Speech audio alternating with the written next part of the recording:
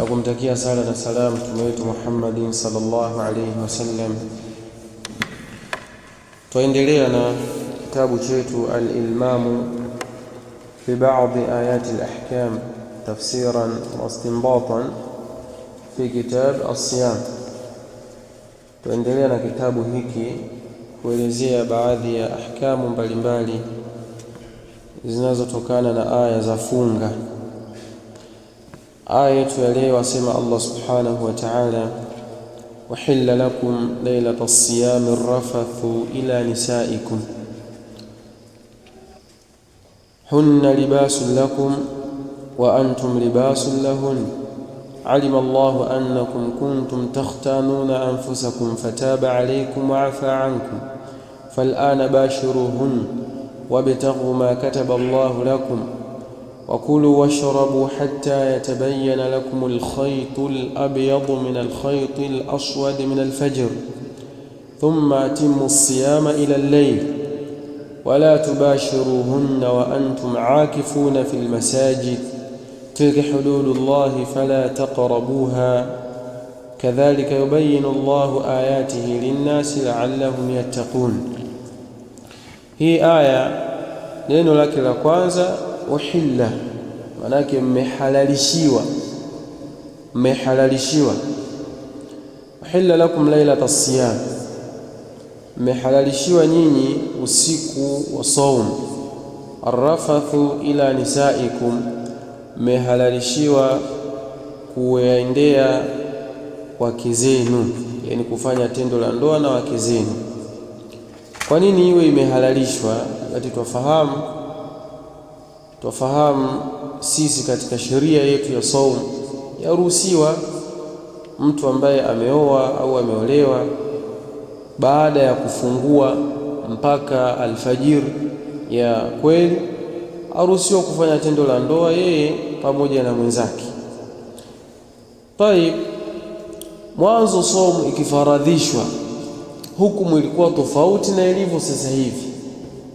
Hukumu ilikuwa tofauti kabisa, na ilikuwa sheria yake mtu akishafungua magharibi, ile kumeadhiniwa, jua limezama, watu wakafungua, aruhusiwa mtu kufanya tendo la ndoa mpaka salati al-isha, mpaka wakati wa swala ya ishai. Ukifika wakati wa swala ya ishai, basi hairuhusiwi tena kufanya tendo la ndoa, kula wala kunywa. Baada ya ishai, baada ya kuingia ishai, saumu inaanza tayari. Si kama saa hii saumu inaanza kwa kuingia salatu al-fajr. Wakati hiyo saumu ilikuwa inaanza kwa kuingia salati al-isha. Watu wakishaingia wakati wa ishai, basi hauruhusiwi kula, hauruhusiwi kunywa na hauruhusiwi kufanya tendo la ndoa. Hiyo ni moja. Mbili, ilikuwa kukiingia salati al-maghrib, mtu labda amechoka kidogo akasema hebu acha nilale. Ukilala tu ukapitiwa na usingizi, basi wewe ukiamka ni saumu mpaka kesho magharibi. Hata kama utaamka kabla ya ishai, yani wewe umelala tu dakika 5 afu kashtuka, unaingia kwenye nini? Kwenye saumu. Kwa hiyo ilikuwa ngumu kidogo, ikawa ni ngumu sana. Baadhi ya masahaba hili jambo likawa ni zito, akiwepo Qais. Siku moja huyu sahaba yeye alikuwa amefunga na anafanya kazi zake za kujipatia kipato, lakini ni shughuli kidogo zinahitaji nguvu. Fanya kazi zake, karudi nyumbani kubaila al-maghrib, anamuuliza mkewe nyumbani, vipi bana, kuna chochote? Mkewe akasema hakuna, lakini hebu acha nikutafutie. Haya basi, wacha mimi nisubiri. Kaanza kumtafutia, kayapita hapa na pale. Allah akamjalia akapata futari. Wakati anarudi kulishaingia magharibi. Wakati anarudi akamkuta mumewe amepitiwa na usingizi, amechoka, kazi amefanya, Sasa wakati anasubiri pale alisema acha nijipumzishe kidogo, akapitiwa na usingizi. Mkewe alipofika akasema basi huyu sasa hivi ana hali mbaya, kabidi hakuna jinsi. Sasa akamwamsha, lakini haruhusiwi kufanya nini? Haruhusiwi kufanya chochote, haruhusiwi kula, haruhusiwi kunywa, haruhusiwi kufanya tendo la ndoa. Ikaenda akamka amefunga. Ilipofika mchana akaanguka, kazimia, hali mbaya, kwa sababu ajala, manake amepiga alwisal, kaunganisha saumu siku hizi 2 mfululizo na anafanya kazi nzito. Kwa hiyo hali ikawa mbaya, kaanguka chini kazimika. Mtu vipi bana, jana hajafuturu. Habari zikafika kwa Mtume sallallahu alaihi wasallam. Mtume naye akawa bado haelewi cha kufanya ni nini, kwa sababu ni sheria, haiwezi kaondolewa mpaka kuja sheria nyingine. Akiwa amekaa pale nafikiria hili na lile, ikateremshwa hii aya ya kuwafanyia wepesi. Pia katika watu ambao watajwa walipitia uzito kidogo ni Umar ibn al-Khattab radhiyallahu anhu. Yeye mwenyewe pia alipitiwa siku moja, alipitiwa na akajikuta amekula, yani muda ambao hautakiwi.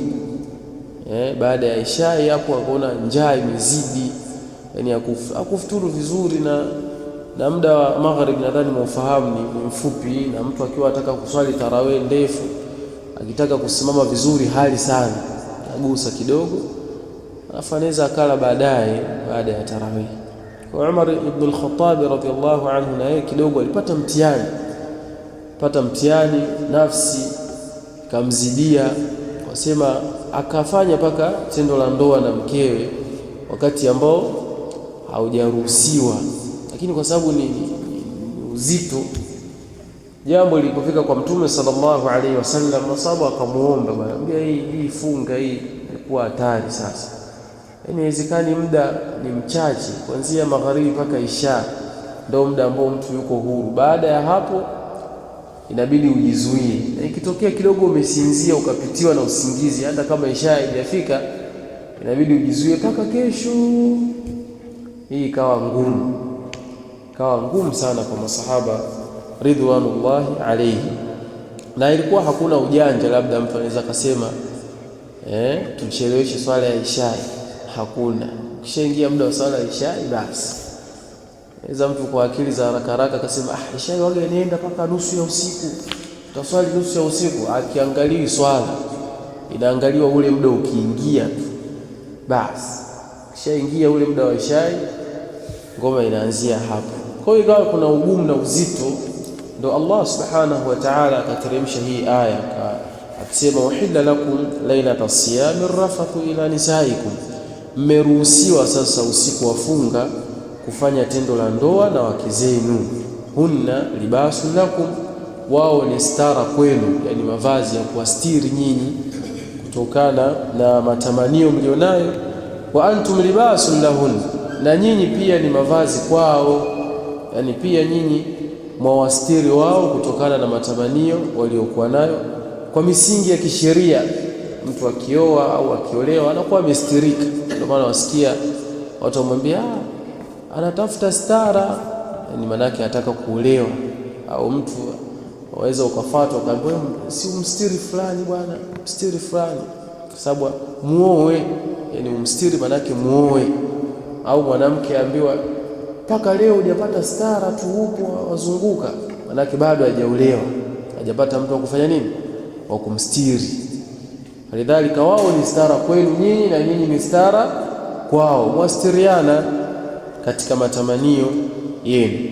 Alima Allahu annakum kuntum takhtanuna anfusakum, Allah anafahamu fika kabisa kwa yakini kuwa nyinyi mlikuwa mnajipa dhiki katika nafsi zenu. Watu walikuwa wanapitia mazito wakati huo, yani nafsi inapata wakati mgumu, kufunga muda mrefu na kuwa huru muda mchache sana. Alima Allah, hilo Allah amelitambua sana, kuwa mlikuwa mpata dhiki na mnazipa dhiki pia nafsi zenu. Fataba alaikum, Allah amekusameheni, yani amekusameheni katika hilo. Maana yake kama kuna mtu yote alipitiwa wakati ule wa saumu bado haijabadilishwa sheria yake, Allah ashamsamehe hata kama hajafanya nini, hata kama hajatubia. Allah ashamsamehe hata kama hajatubia. Fataba alaykum wa afa ankum, ameshakusameheni na amepotezea, yani hayo maswala ameachana nayo. Afa Allahu amma salaf, Allah ameyasamehe yaliyotangulia yote, wala msijali. Kisha akawaambia fal'ana, kuanzia sasa, yani ilipoteremka hii aya fal'an, kuanzia sasa, bashiruhunna, waendeni wake zenu, yani fanyeni tendo la ndoa, wabtaghu ma kataba Allahu lakum, wabtaghu ma kataba Allahu lakum, na tafuteni kile alichokuandikieni Allah, yani katika tendo la ndoa tafuteni riziki za watoto katika kile alichokuandikieni Allah subhanahu wa ta'ala. Na kisha wakati wa somo ukabadilishwa, Allah akasema wakulu washrabu, na kuleni na mnywe, hatta yatabayyana lakumul khaytul abyadu, mpaka utakapobainika kwenu uzi mweupe, minal khaytil aswadi, kutokana na uzi mweusi, yani mpaka itakapoingia alfajiri ya kweli, kutokana na giza lililoko la usiku mnene. Min alfajr, wakati wa alfajiri, kuanzia alfajiri, yani kuanzia alfajiri, ikifika alfajiri basi mujizuie. Thumma atimmu siyama ila al-layl, kisha mukamilishe saumu mpaka usiku. Ule muda tayari umebadilishwa sasa, sio tena baada ya kuingia ishai watu hawaruhusiwi kula. Sasa hivi waruhusiwa kula kuanzia inapoingia maghrib mpaka alfajiri. Huo wakati wote waruhusiwa wewe kula, waruhusiwa kunywa. Mtu mwenye ndoa yake aruhusiwa kufanya tendo la ndoa wakati wote huo mrefu. Wala tubashiruhunna, lakini akataja hukumu nyingine. Allah subhanahu wa ta'ala asema wala musiwaendee wake zenu, wa antum aakifuna fil masajid, ikiwa nyinyi mmefanya itikafu msikitini.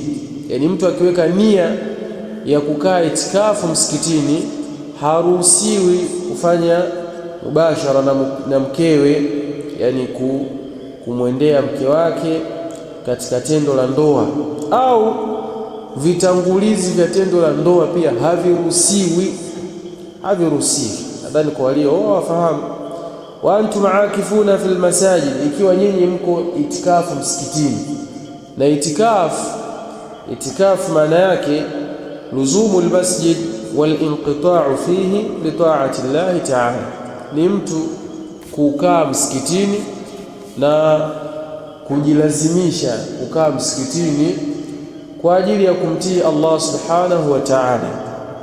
Japokuwa baadhi ya wanachuoni wanasema huwa luzumu almasjid bi zamani muhaddad, ni mtu kukaa msikitini kwa muda maalum, wa bi'amali makhsus, na kwa amali makhsus, yani mtu akae msikitini imma kwa ajili ya kuleta adhkar au kusoma Qur'an au kuswali, akaingia msikitini kwa ajili ya amali maalum na kwa muda maalum, kujikurubisha kwa Allah subhanahu wa ta'ala. Falidhalika, kila ambaye yuingia msikitini, anayeingia msikitini akaweka nia ya itikafu, hata kama ni katika swala za faradhi, anapata malipo ya itikafu. Mtu yoyote, hata kama utaingia ukakaa dakika 5 tu msikitini, lakini nia yako ni itikafu, wakati huo umeweka nia ya kukaa itikafu msikitini, wanachuoni ala qawli rajih wanasema anapata malipo ya itikafu bila shaka. Wala yastalzim an yakuna dhalika fi shahri Ramadhan, wala si lazima iwe katika mwezi wa Ramadhani. Wakati wowote ukiamua kukaa itikafu, wakaa na walipwa malipo ya itikafu, ikiwa nia yako itakuwa ni kukaa itikafu msikitini. Na hukumu za itikafu zitakuja si muda mrefu inshallah. Wa antum aakifuna fil masajid, tilka hududullahi, hiyo ni mipaka ya Allah. Yani hayo aliyokuelezeni Allah katika ahkamu mbalimbali, hukumu mbalimbali za funga zilivyokuwa na kubadilishwa kwake, na masuala ya itikafu nyakati za kula na nyakati za kujizuia, zote hizo tilka hududullahi, yote hiyo ni mipaka ya Allah. Fala taqrabuha, basi musikurubie, yani yale ambayo Allah ameyakataza, zile nyakati ambazo Allah amesema musile, basi musile, na zile nyakati ambazo mtakaa itikafu msikitini, basi msiwaendee wake zenu, msikurubie, msivunje hiyo mipaka ya Allah subhanahu wa ta'ala. Kadhalika yubayinu Allahu ayatihi linnas, na hivyo ndo Allah anabainisha aya zake kwa wanadamu, la'allahum yattaqun, ili wapate kumcha Allah subhanahu wa ta'ala.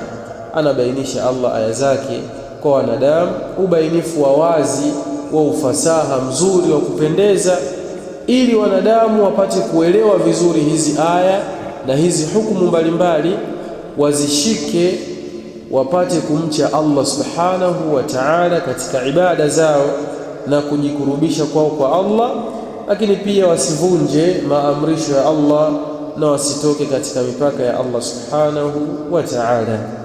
Wa ila huna naktafi, hapa tuishia leo insha Allah. Nadhani tutaendelea kesho kutaja hizi maani za maneno ambazo zimetajwa hapa, pamoja na kutaja maana ya ujumla katika hizi aya, kisha baadaye kwa taufiki ya Allah subhanahu wa ta'ala tutaingia katika aya za